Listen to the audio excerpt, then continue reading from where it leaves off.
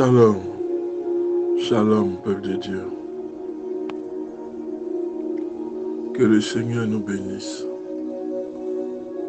et qu'il nous bénisse abondamment.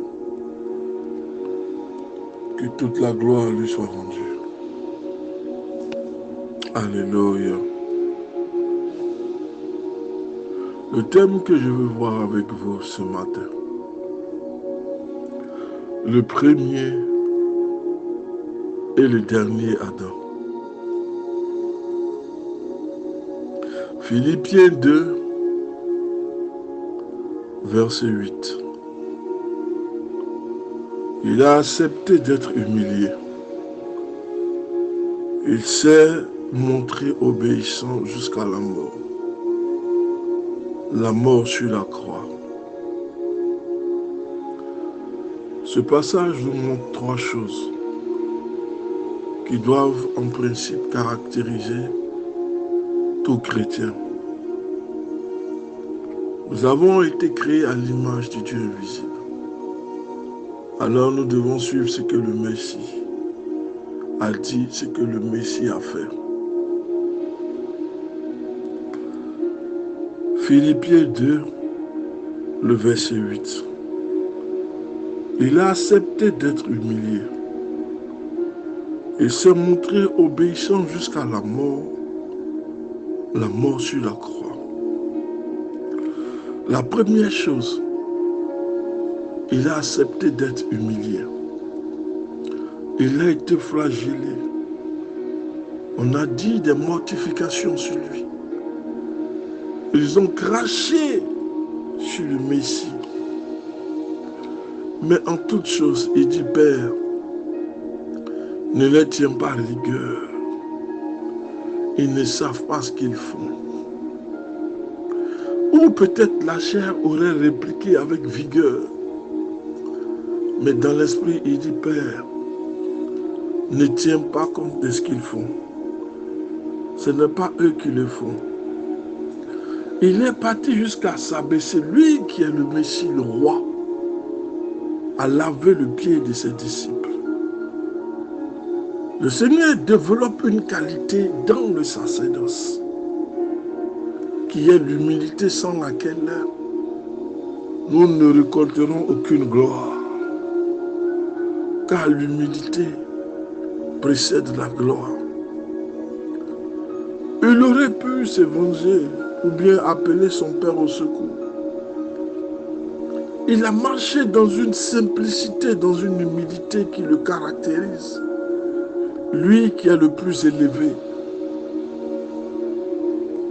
La notion d'autorité dans le monde est différente de la notion d'autorité dans la spiritualité. Et le Seigneur nous le démontre parfaitement. Celui qui est en situation d'autorité dans le monde a tendance à écraser tout le monde. Mais celui qui est en position d'autorité dans la spiritualité, c'est celui qui se rabaisse. Celui qui fait preuve d'humilité. Le deuxième élément que le Seigneur nous montre, c'est l'obéissance. La Bible nous dit qu'il s'est montré obéissant jusqu'à la mort. Lorsque nous marchons avec le Seigneur, nous n'avons plus de volonté. Nous accomplissons la volonté de Dieu. Dans le royaume de Dieu, c'est la théocratie, ce n'est pas la démocratie. Théos, qui signifie Dieu. Démos, le peuple. Nous devons obéir à toutes les injonctions du Seigneur.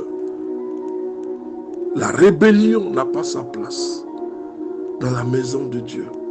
Satan a voulu être son égal, il a été broyé automatiquement, jeté sur terre. Il y a un fauteuil, il n'y a pas un banc. Et le fauteuil est réservé à Adonai, le seul Elohim d'Israël. C'est le seul qui doit s'asseoir. Christ nous a montré que lorsqu'on marche avec Adonai, on doit lui rester fidèle, obéissant. jusqu'à la mort. Nous ne devons pas aller ni à gauche ni à droite, parce qu'aucun Dieu n'est son égal. Il n'a aucun égal. Aucune divinité ne s'exprime au-dessus de lui. Il n'y en a pas. Et vous n'en trouverez point. La troisième chose que le Seigneur nous montre, c'est que nous devons rester fidèles jusqu'à la mort. La mort sur la croix, c'était la délivrance pour nous. Si vous cherchez votre délivrance, n'allez pas ailleurs. Le Messie est venu pour ça. Quand il est mort, il est descendu aux enfers. Il a récupéré le dernier pouvoir qui était dans les mains de Satan, la mort. Alors il a pu s'écrier, tout pouvoir m'a été donné dans les cieux et sur la terre.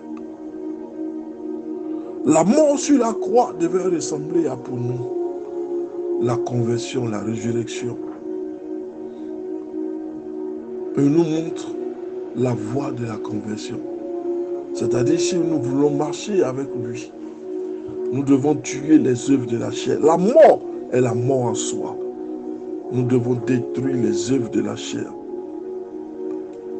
Nous devons être baptisés d'eau et d'esprit parce que lui, il est esprit. Alléluia. Dans le jardin d'Éden, l'être humain est appelé à obéir à Dieu dans une confiance et dans un amour sans limite. Mais cet être est aussi libre et peut refuser le programme qui lui a été proposé parce que de par tous les animaux, l'être humain, j'allais dire, est le seul à être doué d'une faculté de choisir ou de ne pas choisir. Dieu a remis à l'être cette faculté qui le rend supérieur aux autres animaux. Du coup, lorsque l'Éternel met un programme, l'être humain peut suivre comme refuser de suivre le programme. Mais désobéir à Dieu a un coût, a ses conséquences, a un risque. Celui de mourir, c'est l'avertissement. Désobéir à Dieu conduit forcément à la mort. Le salaire du péché, c'est la mort. La désobéissance entraîne la mort. Le péché se définissant comme étant une transgression de la loi conduit inéluctablement à la mort. Dieu nous a donné cette faculté, frère, d'obéir comme de ne pas obéir. Mais désobéir conduit à la mort. J'ai mis devant toi deux arbres. L'arbre de l'immortalité et l'arbre de la connaissance du bien et du mal, que tu n'en toucheras point. Le jour où vous en mangerez un fruit de cet arbre, alors vous en mourrez. Automatiquement, la sentence va s'appliquer. Si la désobéissance mène à la mort éternelle, Dieu propose cependant une deuxième chance qui passe par le retour à la conversion pour retrouver l'accès à cette vie qui a été perdue. Est-ce que vous connaissez un Dieu d'amour comme l'Éternel? Malgré tout ce que nous lui faisons, les désobéissances, l'idolâtrie, mais l'Éternel nous donne toujours une deuxième chance. Il nous donne chance sur chance pour que nous revenions à la vie et que nous goûtions à l'éternité. Il nous donne cette chance-là. Il nous offre cette chance. Nous devons passer par la conviction pour retrouver la vie que nous avons perdue, le pouvoir que nous avons donné à Satan. Nous devons le récupérer et cela correspond au salut que l'Éternel a offert. Le plan de secours, le plan de salut existe de toute éternité il existe hier, aujourd'hui, il existe éternellement parce que l'Éternel offre chance après chance à tout le monde. Il n'est fait d'acception de personne. Ce n'est pas parce que tu as péché automatiquement que tu iras en enfer. Non, Dieu te donne chance après chance. La femme adultère, il lui a donné une chance. L'Éternel savait que Judas était attiré par maman, mais il lui a donné une chance. Il donne chance après chance. Il ne veut pas que vous périchiez, mais au contraire que vous connaissiez la vie éternelle par la conversion et la manifestation de la foi.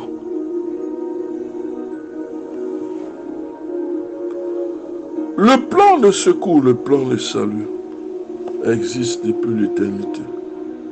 Sachant que la désobéissance est inspirée par la tentation d'un ennemi du genre humain, parce que la tentation vient du diable. Le diable fera en sorte que tu sortes du plan de rédemption que l'Éternel propose pour que tu ailles dans son camp ou que tu perdes le salut éternel. Mais l'Éternel te donnera toujours la chance de résister à la tentation, de te repositionner dans ce plan du salut, parce qu'il sait une chose, que la désobéissance est inspirée par la tentation d'un ennemi. Simeon déclare dans le temple en voyant l'enfant Jésus: béni soit le Seigneur, le Dieu du peuple d'Israël, parce qu'il est venu secourir son peuple. Il a délivré, il a fait lever pour nous une force qui nous sauve. Dieu ne te laissera pas à la merci de la tentation ni du diable. S'il envoyait le Messie, c'est pour que le Messie détruise toute œuvre d'esclavage sur ta vie. Et le Messie lui-même le dit dans le livre de 1 Jean 3, le verset 8. Il est venu pour détruire les œuvres du diable. Dans l'Ésaïe 61, il est venu déclarer une bonne année. Il est venu libérer les captifs. L'une des missions du Messie, c'est de venir chercher ceux qui sont perdus. C'est pour libérer complètement les captifs. Alors, ce soir, sens-toi libéré dans le nom de Jésus. Ce soir, remercie le Seigneur de toute œuvre qu'il a accomplie dans ta vie. Tu n'es plus en esclavage, mais au contraire, l'apparition du Messie t'a délivré. Si tu veux une délivrance propre, une délivrance complète, alors approche-toi du Messie, rapproche-toi de lui et tu verras la délivrance que le Messie va opérer dans ta vie. Tu verras la grâce que le Messie apportera dans ta vie. Il est venu libérer les captifs. Dieu l'a emmené pour que nous soyons délivrés. Non seulement pour délivrer le peuple, mais pour nous apporter le salut. Et c'est ce qu'il a annoncé depuis longtemps par les prophètes de Dieu. Le Seigneur avait promis qu'il nous délivrerait de nos ennemis et du pouvoir de tous ceux qui veulent nous faire du mal. Luc 1, le verset 68, le verset 61. Aujourd'hui, crie victoire, alléluia. Acclame le Seigneur, pousse des cris de joie. Le Messie est venu pour que tu ne sois plus esclave. S'il y a une domination sur ta vie, il revoit ta conversion. Ferme toutes les portes d'accès au diable. Résiste-lui parce que le Messie est venu briser la malédiction sur ta vie, te libérer. Le Seigneur avait annoncé depuis longtemps que le Messie viendra. C'est lui qui te secourra, c'est lui qui te délivrera, c'est lui qui te sortira de la prison. Alléluia. Il avait promis qu'il nous délivrera de nos ennemis et du pouvoir de tous ceux qui nous veulent du mal. Luc 1, le verset 68 à 71. L'Ancien comme le Nouveau Testament atteste que c'est Dieu qui nous sauve. Ce qui veut dire que nos forces ne sont d'aucun secours, quelle que soit notre bonne volonté. Aucune autre divinité esquissée ne peut le faire. Luc précise à sa manière que Dieu apparaît comme le Sauveur en la personne manifestée de Jésus de Nazareth, le Fils incarné. Il apporte un propos de ce Fils en disant: je suis venu chercher et je suis venu sauver ceux qui étaient perdus. Luc 19, le verset 17. Pour que le développement n'échappe à personne, Paul, l'ancien pharisien et parfait connaisseur des Écritures, expliquera aux chrétiens de Rome, par la désobéissance d'un seul, une multitude de personnes sont tombées dans le péché. Et de même, par l'obéissance d'un seul, une multitude de personnes sont rendues justes. Romains 5, le verset 19. Ainsi donc, Joshua le Messie est celui qui est venu pour sauver et délivrer l'humanité. L'humanité qui est enfermée dans la désobéissance.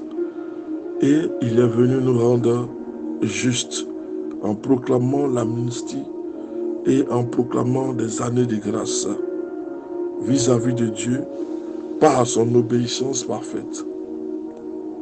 Telle était la mission du Christ qui confie à ses disciples: ma nourriture est de faire la volonté de celui qui m'a envoyé et d'accomplir son œuvre.